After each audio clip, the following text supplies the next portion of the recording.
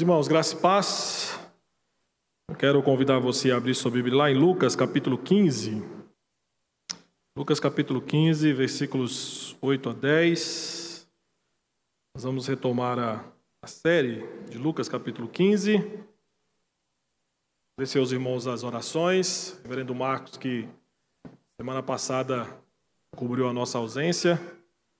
E hoje, então, nós voltamos e estaremos falando da parte 2, Perdidos, Achados e Restaurados, é o tema dessa série. Hoje nós vamos para a parte 2, Lucas capítulo 15, versículos de 8 a 10. Diz o seguinte: ou qual é a mulher que, tendo 10 dracmas, se perder uma, não acende a candeia, varre a casa e a procura diligentemente até encontrá-la? E tendo-a achado, reúne as amigas e vizinhas, dizendo: alegrai-vos comigo, porque achei a dracma que eu tinha perdido. Eu vos afirmo, de igual modo, há júbilo diante dos anjos de Deus por um pecador que se arrepende. Meus irmãos, é fato e é muito comum que constantemente nós perdemos coisas dentro de casa. Perdemos chave, perdemos dinheiro, perdemos documentos, entre outras coisas. E é também fato notório que a intensidade da nossa busca é determinada tanto pelo valor do objeto, quanto pela a urgência em utilizar aquele objeto que se perdeu. Posso dar aqui um exemplo para você. Imagine você atrasado para sair de casa para ir para uma reunião importante do seu serviço, e de repente, quando você vai à porta, você percebe que a porta está fechada, a chave não está ali, e você então começa a procurar essa chave de forma desesperada, porque aquela chave não está habitualmente no lugar onde se encontra. É fato que, por conta da necessidade de você usar aquele objeto naquele momento, a sua busca há de fazer você revirar a casa inteira até encontrar aquele objeto tão desejado. Esta é a imagem, queridos, que nós temos aqui em Lucas capítulo 15, versículos 8 a 10. Uma casa sendo totalmente revirada para se encontrar uma moeda perdida. Aqui eu quero apenas recapitular a você aquilo que nós, no primeiro sermão, falamos, nos versículos 1 e 2. Estamos aqui apenas dando sequência à resposta de Jesus à murmuração dos escribas e fariseus. A murmuração deles porque Jesus não apenas recebia pecadores e publicanos, mas também ele, de certa forma, sentava à mesa com eles, comia com eles. Então, o Senhor Jesus Cristo passa a contar uma parábola. Isso é importante, nós enfatizamos isso no primeiro sermão. Aqui nós não temos 3 parábolas, nós temos uma parábola, que é o que Jesus Cristo vai dizer no versículo 3, passou a contar esta parábola, só que essa parábola se desenvolve em 3 partes. Nós, no primeiro sermão, enfatizamos a primeira parte e agora nós estamos na segunda parte. Nessa segunda parte, Jesus conta a história de uma mulher que possuía 10 dracmas, mas que perdeu uma.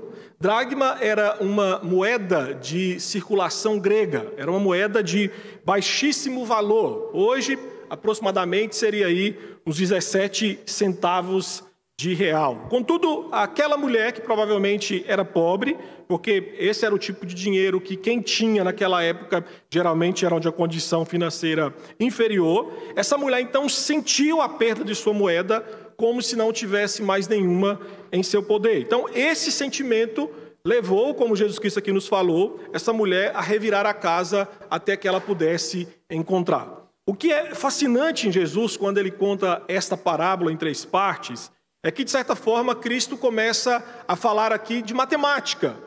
Basicamente isso. E se você prestar atenção, você vai ver que há uma crescente aqui no que diz respeito ao valor daquilo que se perdeu. Por exemplo, na primeira parte da parábola, nós vamos ver quando Jesus Cristo fala da ovelha perdida.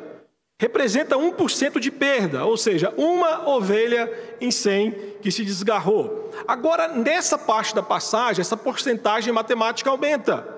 Agora o Senhor vai falar de 1 em 10, ou seja, aquela mulher havia perdido 10% daquilo que de fato ela tinha de valor. Outro aspecto importante nessa parte da parábola. Jesus Cristo aqui utiliza-se de uma mulher para ser protagonista dessa parte da parábola. Lembrando aqui, em resposta à murmuração dos escribas e fariseus. Então, por que é importante citar isso? Porque para um judeu naqueles dias, Jesus Cristo colocar uma mulher como uma protagonista dessa parte da parábola era algo inaceitável. Para aqueles que pensavam que eram justos e que não precisavam de arrependimento, que são os escribas e fariseus nessa parábola, uma mulher não podia servir de exemplo. Todavia, Jesus utiliza a mulher como uma figura para demonstrar a obra salvadora de Deus em buscar, achar e restaurar o perdido. Então, nessa manhã, nós vamos focar naquilo que Deus faz a partir dessa protagonista, que é essa mulher, que aqui no caso aponta para a obra salvadora de Cristo. Primeiramente, eu quero que você observe que Deus é quem faz todo o trabalho para encontrar aquele que se perdeu. Para esta mulher, queridos, da parábola, essa perda era de grande importância, porque todo o seu tesouro consistia em 10 moedas. E aqui vale lembrar que a escassez de dinheiro naqueles dias, principalmente na mão das pessoas, fazia com que a história da perda de uma moeda fosse um acontecimento extremamente triste para aqueles que estavam ouvindo Jesus falar dessa parábola. Naquela época, nos dias de Jesus, boa parte da população era autossuficiente.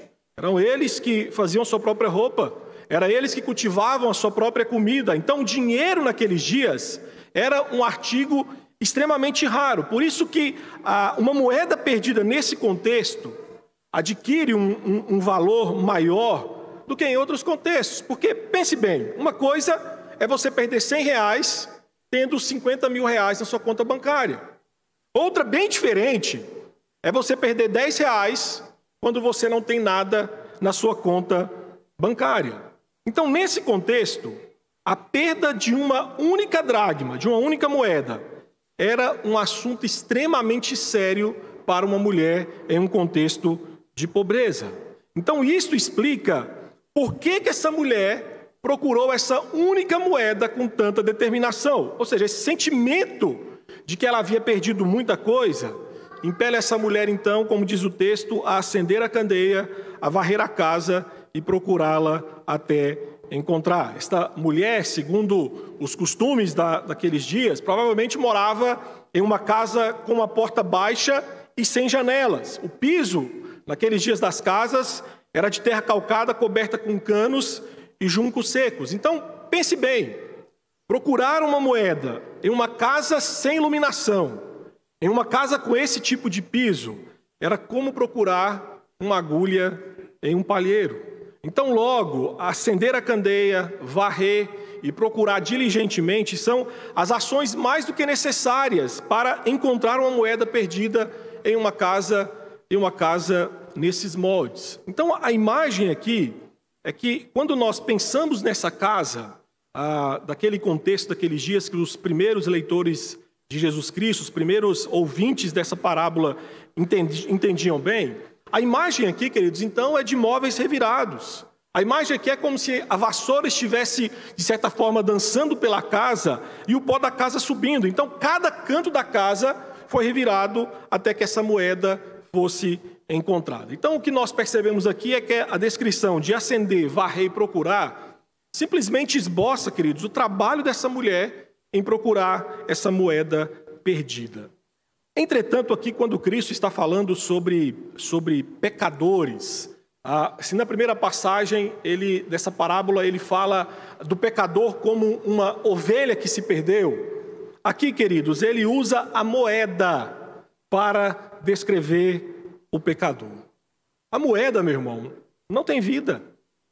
A moeda não pode se mover. Certamente não pode nem mesmo encontrar o caminho de volta ao seu dono. Não é à toa que Agostinho dizia: sou uma moeda preciosa para Deus, um tesouro errante, tem misericórdia de mim. E Agostinho dizia, não é que eu estou perdido porque o dono me perdeu, eu estou perdido porque eu sou um errante. Então eu quero que você se enxergue aqui como a moeda dessa história. Ou seja, sem Cristo, nós somos como essa moeda. Ou seja, sem vida espiritual e, ao mesmo tempo, incapazes de nos voltar para o bolso do nosso Criador. Da mesma forma, como Cristo aqui descreve o pecador como uma moeda, de certa forma aqui o trabalho da mulher aponta para a sua obra redentora. Aponta para a sua obra de procurar até encontrar. Ou seja, Cristo é aquele que veio buscar e salvar o perdido. E novamente aqui Jesus Cristo está colocando em foco aquilo que nós falamos no sermão anterior, que Deus é quem procura, encontra e restaura os perdidos. E isso, meus irmãos, isso aqui, essa ideia de que é Deus quem procura pecadores, isso aqui era extremamente ofensivo para os fariseus. Até porque esses homens, mesmo sendo escribas, conhecedores da lei, esses homens haviam se esquecido que lá em Gênesis capítulo 3, versículos 8 e 9, é Deus quem procura Adão, quando Adão resolveu pecar contra ele. Meus irmãos, a história bíblica nos mostra que Deus não espera até que o pecador, até que o perdido se volte para ele, porque o pecador não tem condições de fazer isso. Mas é Deus, através de Cristo, que vai ao encalço de pecadores, os encontra e os salva. Essa parábola ainda prossegue. Nós vamos ver, principalmente no versículo 8 ainda, um segundo aspecto do trabalho de Cristo no que diz respeito a buscar e salvar aqueles que estão perdidos. Porque o texto nos mostra que Deus é quem sempre encontra aquele que lhe pertence. Meus irmãos, o texto nos explica que a mulher procurou a moeda em um local em que ela se perdeu, ou seja, dentro de casa. E naqueles dias, por uma questão cultural, as mulheres não tinham tanta liberdade para se movimentar fora de casa. Por isso, na parábola, faz sentido a mulher procurar a moeda dentro de casa. Por quê? Porque ela sabia que estava ali. Então, por conta disso, a sua diligência foi motivada pela certeza de que aquela moeda podia ser achada.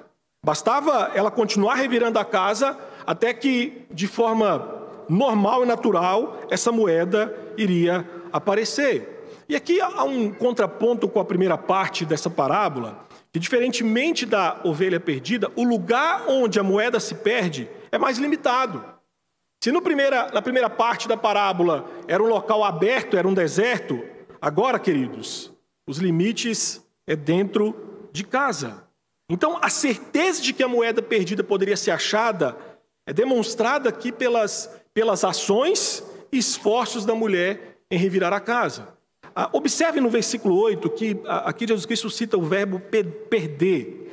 Esse verbo aqui tem o sentido de estar separado daquilo que se possui. Ou seja, a mulher ainda era proprietária daquela moeda, só que nesse momento ela estava separada da moeda por uma questão tanto geográfica quanto de tempo. Por isso que a expressão procurar, que Jesus Cristo usa aqui no versículo 8, aponta para um esforço extremamente intenso em busca de algo. Então, essa busca por algo que se possui, mas que momentaneamente está perdido, é limitada aqui, queridos, pela expressão até encontrá-la. Ou seja, uma preocupação dirigida que demandou esforços em procurar arduamente até encontrar aquilo que se buscava. A ideia aqui da construção lá no grego, queridos, é que enquanto a moeda não fosse encontrada, a busca por parte dessa mulher não cessaria. E essa busca cessou quando diz o texto que a mulher encontrou a moeda perdida. A propriedade voltou às mãos da proprietária porque ela procurou e a encontrou. E novamente eu digo para você que essa moeda representa a mim e a você. Representa a nós, pecadores. Estávamos perdidos, mas por não sermos vivos espiritualmente, nós não tínhamos a consciência ou a sensação de estar extraviado do nosso dono, do nosso Criador. Meus irmãos, parem para pensar que aqui quando Cristo associa a moeda a um pecador, a ideia é que em sua condição perdida, essa moeda, de certa forma, não sabia que estava perdida, ela não tinha vida. A mesma coisa diz respeito a mim e a você. A nossa perdição, porque estávamos mortos espiritualmente, queridos, isso não nos causava qualquer desconforto ou ansiedade. Como pecadores perdidos, a moeda permaneceu indiferente diante da sua perdição ou até mesmo diante da busca da sua proprietária. A moeda permaneceu imóvel até ser achada no lugar em que caiu em perdição. E de fato, meus irmãos, essa moeda só foi encontrada porque a dona fez tudo o que era necessário para encontrá-la. E aqui Jesus estava reafirmando aquilo que já foi dito na primeira parte da parábola, que um pecador não pode mover 1 centímetro sequer em busca de Deus. Mas é Deus quem o busca e é Deus quem o encontra. Aqui eu te lembro aquilo que a Bíblia ensina. E Jesus, queridos, não foi ferido na cruz para que uma de suas moedas continuassem perdidas. Não. As Escrituras nos falam que Cristo derramou o seu sangue naquela cruz para que todos aqueles que lhe pertencem, as suas moedas perdidas, pudessem de fato ser achadas. Aí em Mateus capítulo 20, versículo 28, o próprio Jesus afirmou que o Filho do Homem veio dar a sua vida em resgate de muitos. Lucas 19:10, que Jesus Cristo veio buscar e salvar o que se havia perdido. Cristo não veio aqui na terra para ver se havia alguém para segui-lo. Meus irmãos, Romanos capítulo 3, versículo 11, declara de maneira enfática que, porque estamos longe da graça de Deus, estamos destituídos da glória do Senhor, não há quem busque a Deus. Cristo é aquele que busca. Cristo vai em busca do que se perdeu até encontrá-lo e salvá-lo. Isaías capítulo 53, versículo 11, foi profetizado sobre isso, que Jesus verá o fruto do penoso trabalho de sua alma e ficará satisfeito. Cristo, com seu sangue, comprou moedas perdidas e agora, como moedas preciosas, os eleitos de Deus são dados como herança de Cristo por causa da sua obra redentora.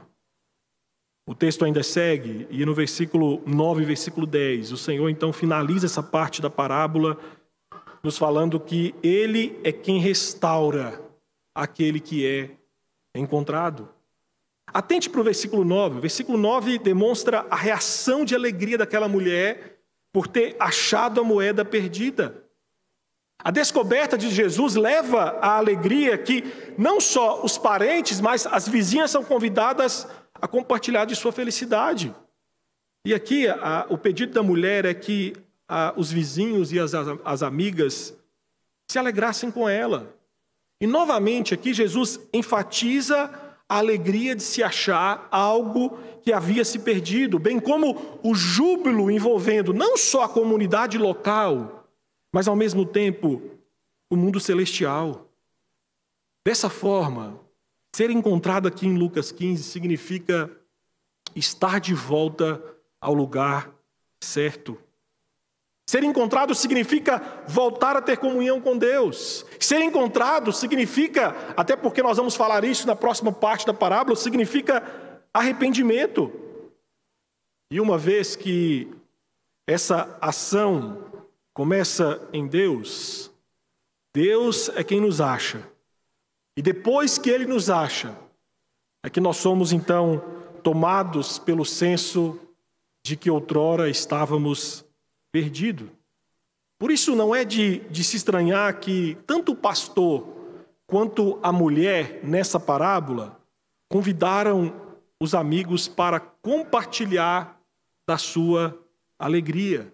Tanto a ovelha quanto a moeda perdida foram restaurados à presença do seu dono por uma ação de seus respectivos donos. De novo, Jesus enfatiza que a graça o arrependimento e a alegria na salvação de pecadores. Jesus aqui, meus irmãos, estava levando novamente os fariseus a uma reflexão, mostrando que quando Deus restaura um pecador perdido, existe alegria, existe festa, existe júbilo. E esta festa existente no céu, como diz Jesus aqui, deve ser também vivenciada aqui na terra. Deus é um Deus de alegria. E Ele, toda a hoste celestial, celebra toda vez que um pecador é encontrado. Atente tanto no versículo 7 quanto no versículo 10. No versículo 7 diz que há alegria no céu quando um pecador é encontrado. No versículo 10, há alegria na presença dos anjos de Deus quando pecadores se arrependem. Meus irmãos, o que Jesus está enfatizando é que Deus ama encontrar almas perdidas. E quando Ele as encontra, de certa forma, há júbilo no céu. Aquilo que no sermão passado eu falei, até citei essa frase de Bernardo de Claraval. Bernardo de Claraval dizia que as lágrimas do arrependido formam o vinho dos anjos. O Senhor está falando de arrependimento.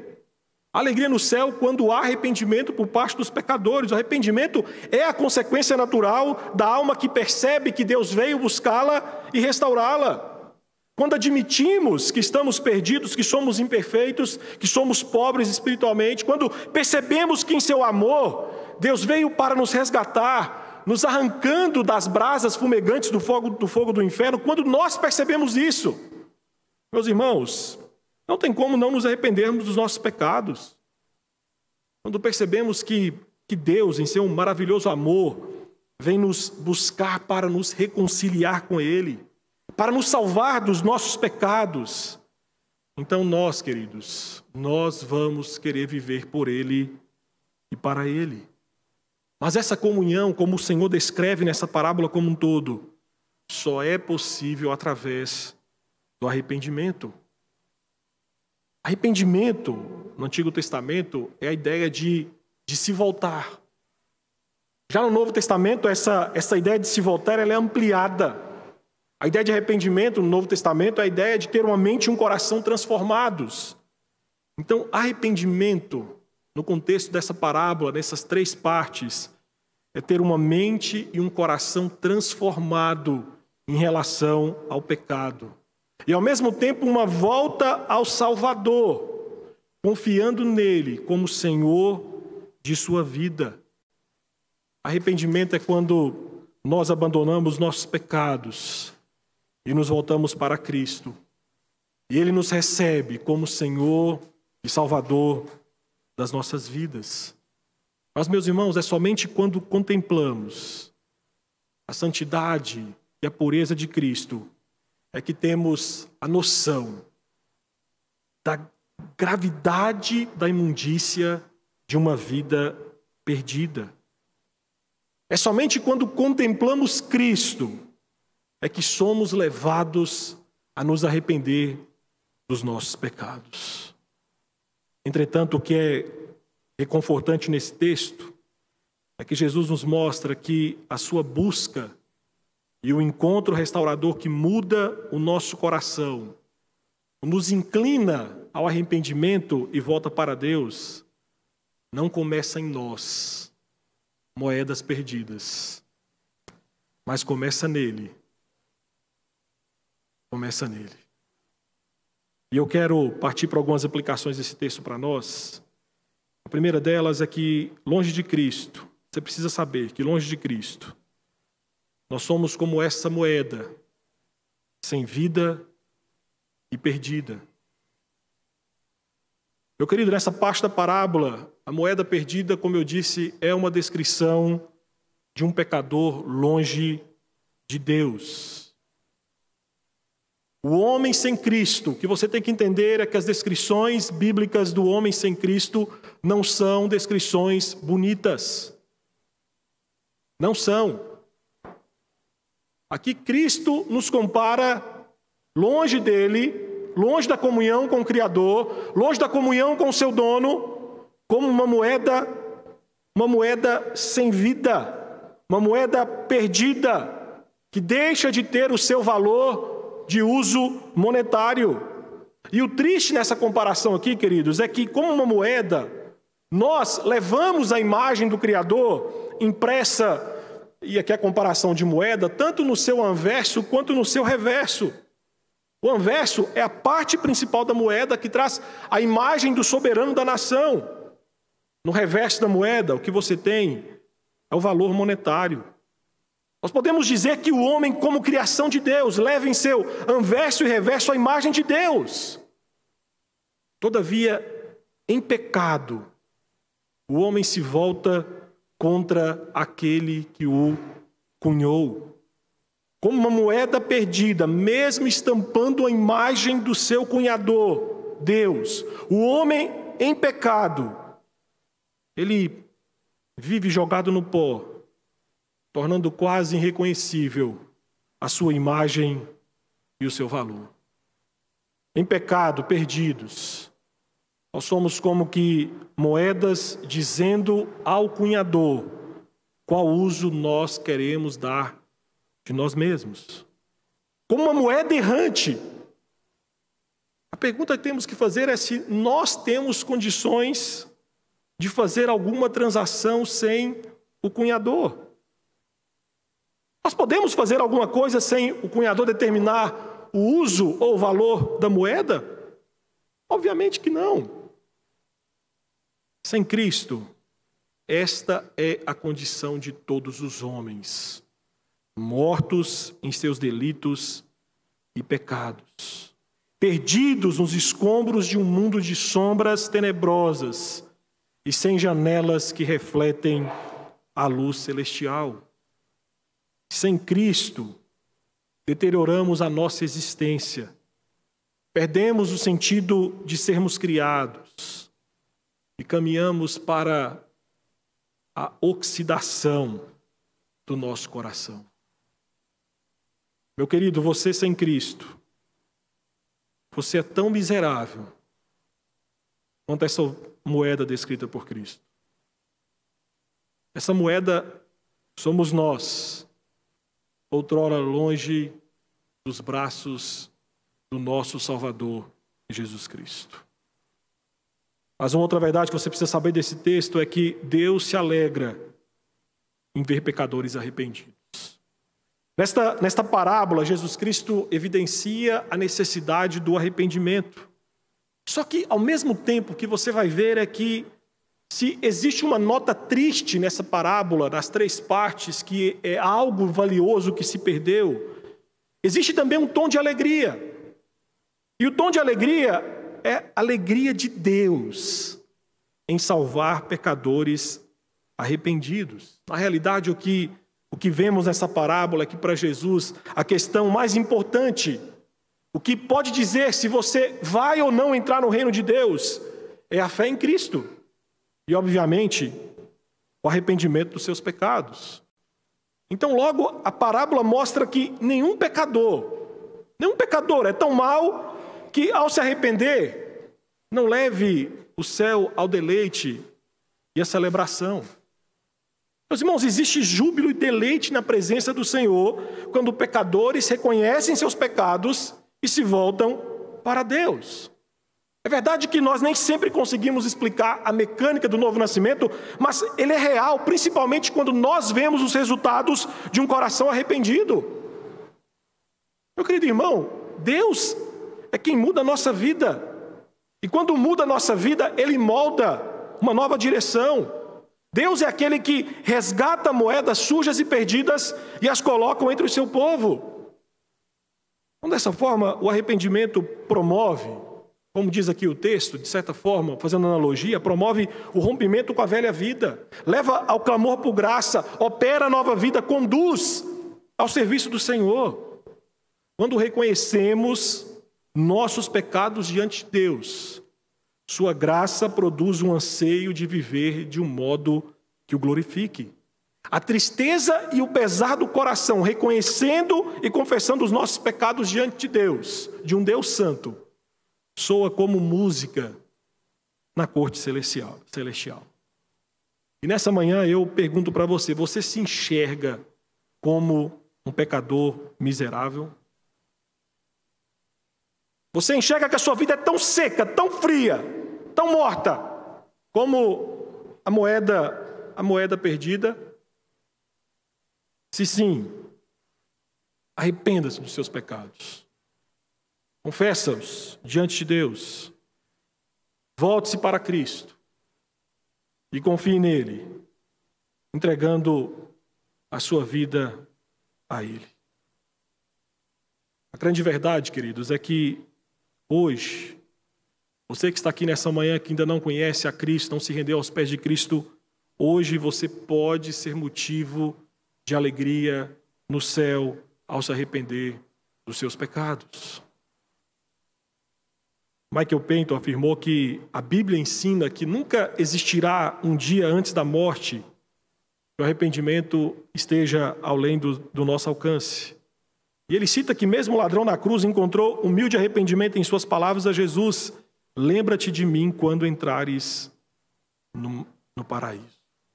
Meus irmãos, esta é a maravilha do Deus que servimos e das boas novas do Evangelho. Através de Cristo, o arrependimento sempre é aceitável, não importa a profundidade da sujeira espiritual da sua vida. Por isso que nessa manhã a minha oração é que Deus nos dê a graça de sermos motivos de festa no céu por causa do arrependimento sincero dos nossos corações, no que diz respeito aos nossos pecados. Mas ao mesmo tempo que nós também nos alegremos pela conversão de pecadores. E aqui eu vou fazer um parêntese, porque parece que nós estamos perdendo a alegria de ver pecadores se convertendo. Constantemente eu escuto irmãos dizendo, aqui na PIPG, a igreja hoje não é mais como há 20 anos atrás. Mas por quê? As pessoas mudaram. Louvado seja o Senhor! Chegou muita gente nova. Louvado seja o Senhor por isso! Quem dera nós tivéssemos, em vez de 3, 10 cultos, porque não cabe de pessoas convertidas aqui dentro. Meus irmãos, eu me lembro uma vez, em São Paulo, com a tristeza do nosso coração, nós estávamos desenvolvendo um projeto social na igreja, e nós iríamos fazer um trabalho numa escola que ficava próxima à igreja. E era uma escola de crianças de 8 a 12 anos de idade, mais ou menos nessa faixa etária. Uma região pobre da cidade. E eu me lembro que quando nós fomos discutir isso entre alguns irmãos, a preocupação dos irmãos era, calma lá, quem vai começar a frequentar a igreja? E nós falamos, olha, a ideia é fazer um trabalho com as crianças e alcançarmos os pais, e a família vir para cá. E a maioria das famílias vivia numa comunidade carente, muito carente. E alguns irmãos começaram a falar, não, nós não queremos esse tipo de pessoa aqui na igreja. Mas como assim? O que nos faz ser melhores do que aqueles que têm uma condição sociocultural, econômica diferente da nossa? O que nos faz? Nós somos tão merecedores do inferno quanto eles. Riqueza financeira, material, não é indicativo de nada diante do Senhor. Olha o texto. O Senhor usa aqui na segunda passagem uma mulher pobre e usa essa mulher pobre como um exemplo da sua obra salvadora. Meus irmãos, diante do Senhor, longe de Cristo, nós temos o mesmo valor. Não somos nada. Somos como moedas perdidas longe do seu dono. Essa é a realidade nossa. O que nos torna valiosos diante do Senhor é se de fato somos ou não nascidos de novo em Cristo Jesus. E esse texto, meus irmãos, para vergonha nossa, nos leva a repensar se nós estamos nos alegrando em ver pecadores sendo salvos. Se nós estamos felizes em ver pecadores se chegando diante do Senhor. Se estamos comprometidos em anunciar o Evangelho e ver pecadores novos chegando diante de Cristo. E aqui então eu deixo 2 palavras de advertência. Primeiramente, a você que não é cristão, O alerta para você que não é cristão é que esse texto fala que há festa no céu pela conversão de um pecador arrependido. Só que eu quero te falar que no retorno de Cristo, essa alegria vai se transformar em juízo sobre pecadores impenitentes. Por isso, não basta você crer em Cristo. Pastor, mas eu creio em Deus, eu creio em Cristo. Ok, a Bíblia fala que até o diabo crê em Deus e ele treme. A sua fé em Cristo não vira acompanhada do arrependimento por todos os seus pecados vis. Não adianta de nada. Uma fé genuína em Cristo promove um coração contrito e quebrantado, um coração pesaroso e penitente diante de Cristo. O alerta que eu te dou nessa manhã, se você ainda não conhece a Cristo, não se rendeu a Cristo, é que ou você pode ser motivo de júbilo no céu, ou quando Cristo voltar, ou você for recolhido à morte, já não há mais possibilidade de arrependimento para você. Mas a palavra que deixa você que é cristão, saiba que o arrependimento é uma resposta vitalícia do crente para com o seu Senhor. Quando nós fomos a Cristo pela fé, muitos de nós fomos com muito choro, fomos confessando com vergonha as nossas transgressões, desejando desesperadamente encontrar salvação, a paz para um coração muitas vezes angustiado, por saber que estava caminhando para o inferno. Entretanto, esse sentimento de pesar pelo pecado, ou pelos pecados cometidos contra o Senhor, não deve se apartar de nós. Meus irmãos, é triste pensar que muitos de nós, quando viemos a Cristo Jesus, viemos pesarosos pelos pecados cometidos contra um Deus Santo. Mas com o passar do tempo, nos acostumamos tanto com a vida cristã, e parece que aqueles pecados que cometíamos antes de vir a Cristo, que nos levaram a chorar, que nos levaram a nos quebrantar diante do Senhor, esses pecados começam a voltar e fazer parte da nossa rotina normalmente. Isso é estranho. Isso é estranho. Dizia um servo do Senhor do passado, um puritano, que o arrependimento é como se fosse o vômito da alma. Você coloca para fora a sujeira que há na sua vida. E obviamente, como um vômito, você não volta para aquele vômito para se degustar dele. Muitos de nós fazemos isso no que diz respeito aos pecados. Nós vamos a Cristo, Senhor, eu arrependo dos meus pecados, eu me arrependo porque eu adulterei, eu me arrependo porque eu menti, eu me arrependo disso, daquilo. Ok, por um tempo seguimos a Cristo, servimos ao Senhor, buscamos pureza de vida, mas parece que dura pouco. Logo, logo nós voltamos àquele vômito e começamos a nos sujar de novo, e de novo, e de novo. Spurgeon dizia que o pesar pelo pecado é uma chuva perpétua, um banho doce e agradável que dura a vida toda de um homem verdadeiramente salvo. Ele será sempre pesaroso por haver pecado. Ele não deixa de sentir-se pesaroso até que todo o pecado tenha sido dele. Meu querido irmão, você que professa a fé em Cristo, e o nosso coração hoje, por aquilo que nós conhecemos de Cristo, por aquilo que nós conhecemos de Deus, sinta um pesar muito mais profundo, muito mais pesaroso pelos pecados que cometemos do que quando nós nos curvamos diante do Salvador. E venhamos odiar tanto o pecado a ponto de não praticá-lo mais. E a última implicação, e aqui termina o sermão nessa manhã, você precisa saber desse texto, é que somos salvos porque o Jesus das cicatrizes nos encontrou. Novamente, o que Jesus evidencia é que no que diz respeito a procurar e achar o perdido, Deus é quem busca, Deus é quem o encontra, Deus é quem faz o primeiro movimento, Ele é quem nos ama primeiro. O que vemos nessa parábola, queridos, é aquilo que eu disse no sermão passado, que Deus é como se fosse um cão de caça celestial caçando os perdidos.